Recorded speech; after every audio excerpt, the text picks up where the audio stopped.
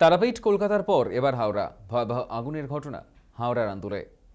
বুধবার আন্দুলের মৌরি এলাকায় একটি বহুতল আবাসনে আচমকায় আগুন লাগে। ওই আবাসন থেকে কালো ধোঁয়া বেরোতে দেখে মুহূর্তেই আতঙ্ক ছড়িয়ে পড়ে গোটা এলাকায়। এমনকি আবাসনের ভেতরে কয়েকজন আটকে পড়ার খবরও পাওয়া যায়। প্রথমে স্থানীয়রাই তৎপরতার সঙ্গে উদ্ধার শুরু করেন। এরপর খবর পেয়ে ঘটনাস্থলে পৌঁছায় দমকলের একাধিক ইঞ্জিন। আগুন নিয়ন্ত্রণে আনার পাশাপাশি উদ্ধার শুরু করেন দমকল কর্মীরা। শেষ পাওয়া খবর অনুযায়ী এই ঘটনায় একজনের মৃত্যুর খবর মিলেছে। তবে কিভাবে আগুন লাগলো তা স্পষ্ট নয়। মূলত শর্ট সার্কিট থেকে এই দুর্ঘটনা বলে প্রাথমিক অনুমান পুলিশের।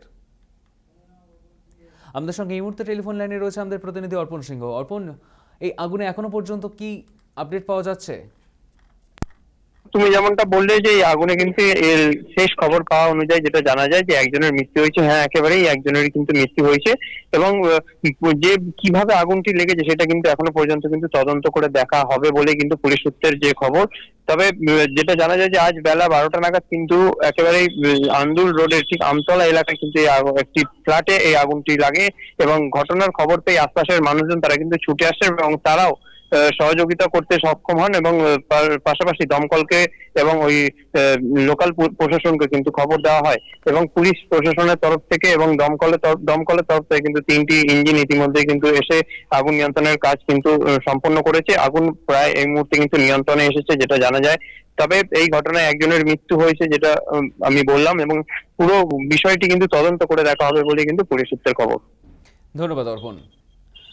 এবার ভয়াবহ আগুনের ঘটনা হাওড়ার আন্দুলে। বুধবার আন্দুলের মৌরি এলাকায় একটি বহুতলে আবাসনে আচমকায় আগুন লাগে। আবাসন থেকে কালো ধোঁয়া বেরোতে দেখে মুহূর্তে আতঙ্ক ছড়িয়ে পড়ে গোটা এলাকায়। এখনো পর্যন্ত খবর অনুযায়ী একজনের মৃত্যুর খবর মিলেছে। ঘটনাস্থলে দমকলের একাধিক ইঞ্জিন।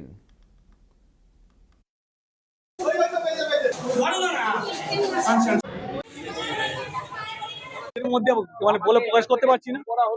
আমরা একজনেরই সেটা টেস্ট পাচ্ছি না এখনো পর্যন্ত। বাকি সবাইকে আমরা নামাতে পেরেছি। আমরা প্রায় 10-11 জনকে নামাতে পেরেছি। খবর পাওয়ার পরে ওনারও এসে একটা গাড়ি তো আসতে সময় লাগবে। থানা তো আমাদের পাশে না, ফায়ার ব্রিগেডও পাশে না।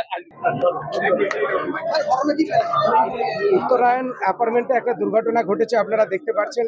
এই উত্তরায়ণ অ্যাপার্টমেন্ট থেকে অতি দ্রুততার সঙ্গে কিছু স্থানীয় যুবক তারা ইন্টারভেন করেছিল জন্য আজকে বড় কোনো দুর্ঘটনা ঘটার হাত থেকে রক্ষা পেল উত্তরায়ণ অ্যাপার্টমেন্ট।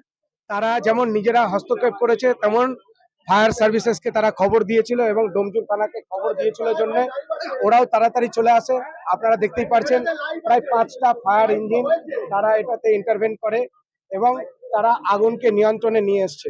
আগুনকে নিয়ন্ত্রণে এনে এখান থেকে একটা মাত্র এখনো পর্যন্ত মৃতদেহ উদ্ধার করেছে।